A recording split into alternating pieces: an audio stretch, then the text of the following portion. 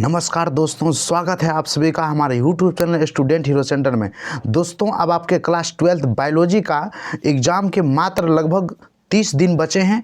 तो मैंने सोचा कि क्यों ना इस 30 दिन को एक इस तरह से दिन बनाया जाए कि आपको एग्ज़ाम में एक भी क्वेश्चन बायोलॉजी का ना छूटे। इसीलिए हमने एक नई पहल की शुरुआत की है और इसमें हम टॉप आपको 500 क्वेश्चन बताएंगे और उम्मीद करता हूँ दोस्तों कि आपको प्रश्न परीक्षा में एक भी नहीं छूटेगा यदि आप सारे वीडियो को देख लेते हैं तो। ठीक है, इसीलिए आपको हम टॉप 30 करके पर डे बताएंगे। इसीलिए आप चैनल से जुड़ जाइए और साथ ही अपने साथी दोस्तों को भी इस चैनल पर जोड़ दीजिए ताकि उनको भी इस क्वेश्चन का लाभ मिल सके। ठीक है, तो चलिए आज बिना देर किए हुए हम लोग क्वेश्चन को स्टार्ट करेंगे क्योंकि परीक्षा का टाइम बहुत ही कम है। ठीक है, तो चलिए क्वेश्चन पहले शुरुआत करते हैं। बहुत ही अच्छा प्रश्न है, दुधवा राष्ट्रीय उद्यान कहाँ स्थित है? बताइए दोस्तों। असम, उत्तर प्रदेश, गुजरात, पश्चिम बंगाल। तो दोस्तों इसका राइट आंसर आप क्या बताइएगा? राइट आंसर हो जाएगा उत्तर प्रदेश। ठीक है, चलिए दूसरे प्रश्न को देख लेते हैं। दूसरा प्रश्न क्या करा? फलों के बीज परिवर्तित रूप है। फलों का जो बीज है वो किसका परिवर्तित रूप है? दलपुंज के, वर्तिका के, अंडाशय भित्ति के, बीजांड के। दोस्तों बताइए इसका राइट आंसर क्या होगा? राइट आंसर क्या हो जाएगा? बीजांड के। ठीक है, चलिए तीसरे नंबर प्रश्न को देख लेते हैं। तीसरा नंबर प्रश्न क्या करा? निम्नलिखित में से कौन अंड प्रजक है? अंड प्रजक कौन है इसमें से? पुष्पीय पादप, घड़ियाल, स्त्री या बंदर? दोस्तों बताइए इसका राइट आंसर क्या होने वाला? 3 का। दोस्तों 3 का इसका राइट आंसर क्या हो जाएगा? पुष्पीय पादप। ठीक है, चलिए चौथे नंबर प्रश्न को देख लेते हैं। दोस्तों चौथा नंबर प्रश्न क्या करा? बहुत ही अच्छा प्रश्न है, कहता है ऑर्निथोफिली। ऑर्निथोफिली डैश द्वारा परागन को कहा जाता है। मतलब किसके द्वारा परागन को ऑर्निथोफिली कहा जाता है? मनुष्यों के द्वारा, पवन के द्वारा, पक्षियों के द्वारा, चमगादड़ों के द्वारा? बताइए दोस्तों, बताइए इसका राइट आंसर क्या होगा? राइट आंसर क्या हो जाएगा इसका? 4 का 3। ठीक है, पक्षियों के द्वारा। चलिए पांचवें नंबर प्रश्न को देखिए। दोस्तों पांचवा नंबर प्रश्न बहुत ही अच्छा प्रश्न है। क्या करा? एंथेसी क्या अर्थ है?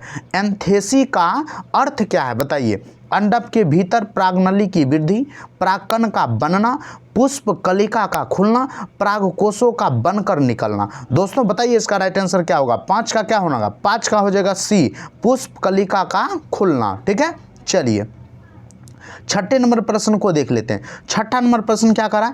इनमें से कौन नर युग्मक से संयोजन कर भ्रूणपोष बनाता है? इनमें से कौन नर युग्मक से संयोजन कर भ्रूणपोष बनाता है? और निषेचित अंड, सहायक कोशिका, एंटीपोल्डस या द्वितीयक केंद्र? तो दोस्तों इसका राइट आंसर क्या होगा? 6 का राइट आंसर हो जाएगा बी, ऑप्शन नंबर बी, सहायक कोशिका। ठीक है दोस्तों, चलिए नेक्स्ट प्रश्न को देख लेते हैं। थोड़ा प्रश्न को छोटा करना पड़ेगा दोस्तों। चलिए कर लिए हैं। क्वेश्चन देखिए करा, वह आरएनए जो एमिनो अम्ल के लिए ग्राही अणु के रूप में कार्य करते हैं वह कौन है? वह आरएनए का नाम बताना है जो एमिनो अम्ल के लिए ग्राही अणु के रूप में कार्य करता है। बताइए दोस्तों, ऑप्शन है mRNA, tRNA, hnRNA, RNA। दोस्तों राइट आंसर इसका क्या होगा? बताइए। राइट आंसर हो जाएगा इसका ऑप्शन नंबर बी, tRNA। ठीक है, चलिए दोस्तों अगले प्रश्न को देख लेते हैं। मोस्ट प्रश्न है। क्या करा? निम्न में से कौन यौन संचारित रोग है? रोग संबंधित प्रश्न आपको एक न एक जरूर पूछेगा दोस्तों। बताइए इसका क्या होगा? टाइफाइड, सिफिलिस, हैजा या मलेरिया?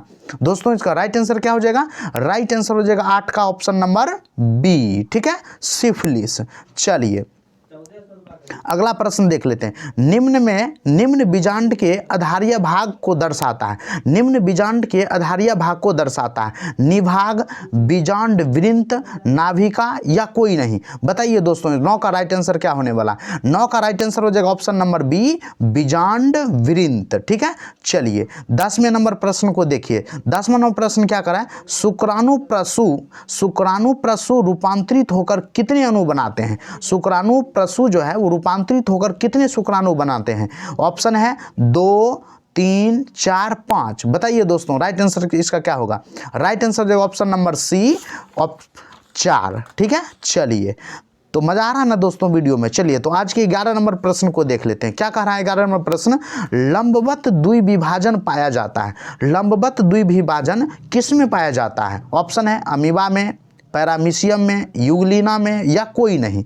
तो दोस्तों बताइए इसका 11 का क्या आंसर होगा? 11 का हो जाएगा ऑप्शन नंबर ए, अमीबा में। ठीक है, चलिए अगले प्रश्न को देख लेते हैं। अगला प्रश्न दोस्तों क्या कर रहा है, 12 को इंग्लिश में है, छोड़ देते हैं इसलिए। चलिए 13 में देखिए क्या रहा है, निम्न में से कौन निषेचन आंतरिक होते हैं? इनमें से किसमें निषेचन आंतरिक होते हैं? मछली में, उभयचर जीव में, या शैवाल में, या एंजियोस्पर्म में? बोलिए दोस्तों 13 का क्या आंसर हो जाएगा? 13 का हो जाएगा ऑप्शन नंबर डी, यानी एंजियोस्पर्म में। ठीक है, चलिए 14 नंबर प्रश्न को देखिए दोस्तों, थोड़ा छोटा इसका करना पड़ेगा।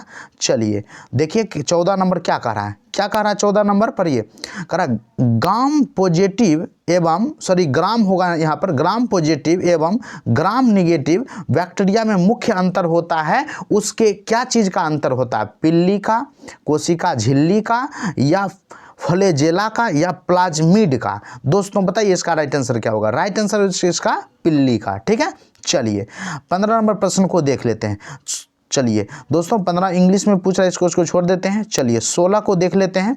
16 नंबर प्रश्न देखिए, वही जोश के साथ देखिए सर क्या हो रहा है। उस कथन का चुनाव करें जो सबसे उत्तम परजीविता को दर्शाता है।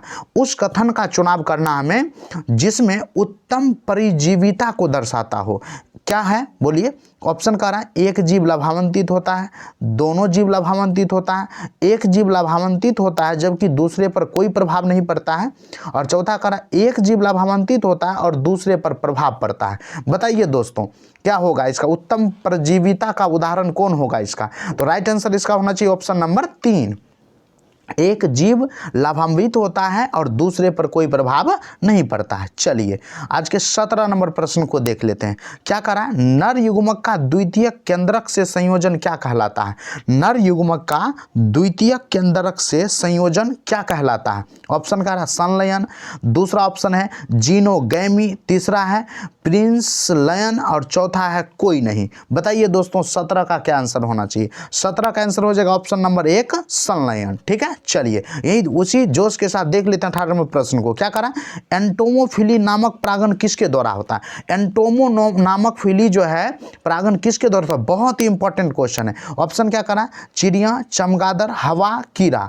तो दोस्तों इसका राइट आंसर क्या होना चाहिए बताइए? राइट आंसर हो जाएगा 18 का ऑप्शन नंबर डी, कीड़ा। ठीक है, चलिए दोस्तों अगला प्रश्न को देख लेते हैं। क्या करा? कॉपर टी रोकता है, बहुत ही इंपॉर्टेंट प्रश्न है। कॉपर टी किसको रोकता है? निषेचन को, ओवुलेशन को, या यूटेरस की दीवारों पर एम्ब्रियो के बनने को, या रिप्रोडक्टिव एक्ट को रुकावट में? ठीक है, तो दोस्तों इसका राइट आंसर क्या होना चाहिए? Right answer option number B, ovulation में। ठीक है, चलिए अगली प्रश्न को देख लेते हैं। अगला प्रश्न दोस्तों 20 नंबर देखिए क्या करा? एनीमोफिली नामक परागण किसके द्वारा? दोस्तों ये परागण से संबंधित एक ना एक प्रश्न जरूर पूछा जाएगा, इससे ध्यान से देखिए प्रश्न को। क्या करा? एनीमोफिली नामक परागण किसके द्वारा होता है? चिड़िया के द्वारा, चमगादड़ के द्वारा, घोंघा के द्वारा, हवा के द्वारा? दोस्तों बताइए राइट आंसर इसका क्या होगा? राइट आंसर इसका हो जाएगा हवा के द्वारा। ठीक है, चलिए अगली प्रश्न को देख लेते हैं। क्या करा? निम्न में से कौन एकलिंगी है? एकलिंगी कौन है? सरसों, गुड़हल, पपीता, या इनमें से कोई नहीं? तो दोस्तों इसका राइट आंसर क्या होना चाहिए? राइट आंसर इसका हो जाएगा पपीता। ठीक है, एकलिंगी पुष्प है पपीता। ठीक है, चलिए अगले प्रश्न को देख लेते हैं। अगला प्रश्न क्या कर रहा है दोस्तों 22 नंबर को आप देख सकते हैं। क्या कर रहा है? एकिडना क्या है? एकिडना क्या है? योजक करी है, अवशेषी अंग है, विलुप्त करी है, या इनमें से कोई नहीं? तो दोस्तों इसका राइट आंसर क्या होना चाहिए? राइट आंसर हो जाएगा योजक करी है। ठीक है, चलिए आज के 23 नंबर प्रश्न को देख लेते हैं।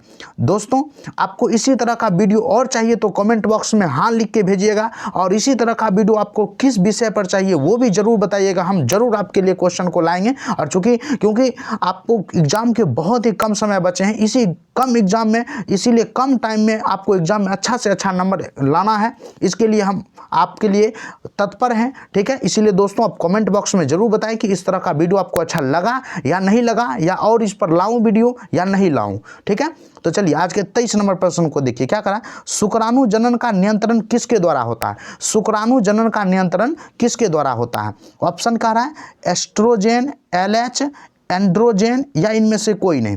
बोलिए दोस्तों इसका राइट आंसर क्या होगा? राइट आंसर होना चाहिए 23 का option number C, androgen. Androgen.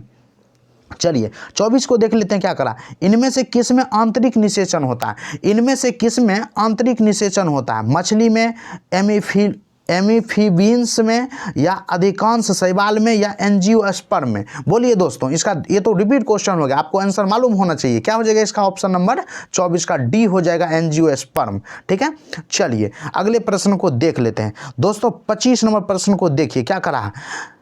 अनुन्मिल्य की पुष्प में परागण किस तरह से होता है? अनुन्मिल्य की पुष्प में परागण किस तरह से होता है? ऑप्शन कह रहा है जीनोगेमी या पर निषेचन, जीनोमेगेमी या स्वजात पुष्पी परागण, या पैरोगेमी या एंटोमोफिली। तो दोस्तों इसका राइट आंसर क्या होना चाहिए? राइट आंसर हो जाएगा 25 का ऑप्शन नंबर सी, पोरोगेमी। ठीक है, चलिए 26 नंबर प्रश्न को देख लेते हैं दोस्तों। 26 नंबर प्रश्न क्या करा? एक नर युग्मक और अंड कोशिका के केंद्रक के साथ संलयन प्रक्रिया को क्या कहते हैं? एक नर युग्मक और अंड कोशिका के केंद्रक के साथ संलयन प्रक्रिया को क्या कहते हैं? सिनगेमी, त्रिसंलयन, जिनेटोगेमी या अनुन्मिल्य परागनी। तो दोस्तों बताइए इसका राइट आंसर क्या होना चाहिए? 26 का 26 का दोस्तों राइट आंसर हो जाएगा ऑप्शन नंबर 1, सिनगेमी। ठीक है, चलिए 27 नंबर प्रश्न को देख लेते हैं। 27 नंबर प्रश्न क्या करा? पित्त पिंड द्वारा स्रावित हार्मोन का नाम क्या है? पित्त पिंड द्वारा स्रावित हार्मोन का नाम क्या है? बोलिए दोस्तों, एस्ट्रोजेन, टेस्टोस्टेरोन, प्रोजेस्टेरोन या रिलैक्सिन या HCG? बताइए दोस्तों 27 का क्या होना चाहिए आंसर? दोस्तों 27 का हो जाएगा ऑप्शन नंबर सी, प्रोजेस्टेरोन। ठीक है, चलिए आज के क्वेश्चन नंबर 28 को देख लेते हैं। 28 क्या करा? इनमें से कौन सी कोशिका शरीर के सभी ऊतकों एवं अंगों को विकसित कर सकती है? इनमें से कौन सी जो कोशिका है वो शरीर के सभी ऊतकों एवं अंगों को विकसित कर सकती है? ऑप्शन देख लीजिए तो क्या करा है? सर्टोली कोशिकाएं, स्टेम कोशिकाएं, अंतराली कोशिकाएं, जनन कोशिकाएं। तो दोस्तों इसका 28 का बताइए क्या आंसर होगा? 28 का राइट आंसर हो जाएगा ऑप्शन नंबर डी, जनन कोशिकाएं। ठीक है, चलिए अब 29 नंबर प्रश्न को देख लेते हैं। क्या करा? चिकित्सीय स्वगर्भता समापन की सबसे सुरक्षित अवधि क्या है? चिकित्सीय स्वगर्भता समापन की सबसे सुरक्षित अवधि क्या है? 12 सप्ताह, 15 सप्ताह, 16 सप्ताह, 14 सप्ताह। बताइए दोस्तों इसका राइट आंसर क्या होना? राइट आंसर हो जाएगा ऑप्शन नंबर ए, 12 सप्ताह। ठीक है, चलिए दोस्तों फटाफट ये वीडियो को शेयर कर दीजिए। ठीक है, ताकि हमें भी एक मोटिवेशन मिले और आपको लिए इसी तरह का अच्छा वीडियो और आपके लिए लाएं। ठीक है, तो चलिए 30वां नंबर प्रश्न को देख लेते हैं। क्या करा? मनुष्य के युग्मकों में गुणसूत्रों की संख्या क्या होती है? मनुष्य के युग्मकों में, ध्यान से देखिए दोस्तों क्या पूछ रहा है, युग्मकों में गुणसूत्रों की संख्या कितनी होती है? बहुत ही कंफ्यूजन वाला प्रश्न है, बहुत बच्चे इसका गलत आंसर मार के चलाते हैं। ऑप्शन क्या कर दिया? 23, 46, 48, 56। दोस्तों बहुत ऐसे लोग हैं जो 46 मार के चला, लेकिन गलत आंसर है। जब आपको मनुष्य में युग्मकों की संख्या पूछा जाए तो आप आंसर क्या मारेंगे? 23 मारेंगे। ठीक है, चलिए अगले प्रश्न को देख लेते हैं। क्या करा? इनमें से कौन सा भाग द्विगुणित है? इनमें से कौन सा भाग द्विगुणित है? अंड, परागन, पराग, नर युग्मक या युग्मनज यानी जाइगोट? बताइए दोस्तों 31 का क्या होने वाला आंसर? 31 का ऑप्शन हो जाएगा ऑप्शन नंबर डी, युग्मनज यानी जाइगोट। ठीक है, चलिए नेक्स्ट प्रश्न को देख लेते हैं। नेक्स्ट प्रश्न क्या कर रहा है? माइक्रोस्पोरेंजिया की आंतरिक भित्ति जो पोषक होती है उसे क्या कहते हैं? माइक्रोस्पोरेंजिया की आंतरिक भित्ति जो पोषक होती है उसे क्या कहते हैं? ऑप्शन सुन लीजिए, एंडोथीसियम, इंटाइन, टैपिटम, मध्य स्तर। तो दोस्तों इसका राइट आंसर क्या होने वाला है? राइट आंसर हो जाएगा ऑप्शन नंबर 3, टैपिटम। चलिए अगले प्रश्न को देख लेते हैं। अगला प्रश्न दोस्तों थोड़ा छोटा करना पड़ेगा प्रश्न को पूरे दिखने के लिए। चलिए तो हमने छोटा कर लिया है प्रश्न को। क्या करा? 33 नंबर प्रश्न को देखिए। एक ही पादप के पुष्प के परागकणों का दूसरे पुष्प के वर्तिकाग्र तक स्थानांतरण विधि को क्या कहते हैं? दोस्तों प्रश्न एक बार पुनः देख लीजिए। प्रश्न क्या कह रहा है? एक ही पादप के पुष्प के परागकणों का दूसरे पुष्प के वर्तिकाग्र के स्थानांतरण तक पहुंचने की विधि को क्या कहते हैं? ऑप्शन है कीट परागन, माइकोफिली, तीसरा ऑप्शन है ऑर्निथोफिली और चौथा है चैरोपटेरोफिली। तो दोस्तों इसका राइट आंसर क्या होगा? राइट आंसर हो जाएगा ऑप्शन नंबर बी, माइकोफिली। ठीक है, थोड़ा शब्द डिफिकल्ट है दोस्तों, इसलिए हो सकता है बोलने में मिस हो जाए, तो इसके लिए माफी चाहता हूं। चलिए आज के लास्ट प्रश्न को देख लेते हैं। क्या करा? कितने अर्धसूत्री विभाजन द्वारा 400 मटर के बीजों का निर्माण हो सकता है? 400, 500, 600 या 800? दोस्तों इसका राइट आंसर क्या हो जाएगा बताइए आप। दोस्तों आपको पूरे वीडियो हमने कहीं भी नहीं बोला कि वीडियो को आप लाइक कर दीजिए। यदि चैनल पर फर्स्ट टाइम आ रहे हैं तो आप चैनल को सब्सक्राइब कर लीजिए। अभी आपको अच्छा लगा हो, यदि आपको इस वीडियो से थोड़ा सा भी लाभ मिला हो तो वीडियो को जरूर लाइक कर दीजिएगा। और साथ ही फर्स्ट टाइम यदि चैनल पर आप विजिट किए हैं तो चैनल को सब्सक्राइब कर लीजिए, क्योंकि इसी तरह का आप 30 दिन हम मैराथन की तरह आपको क्लास लाएंगे जो परीक्षा में बहुत ही हेल्पफुल मिलेगा। दोस्तों इसी क्वेश्चन के साथ बताइए इसका राइट आंसर क्या हो जाएगा? राइट आंसर हो जाएगा ऑप्शन नंबर बी। तो चलिए इसी क्वेश्चन के साथ मिलते हैं नेक्स्ट वीडियो में, तब तक के लिए जय हिंद।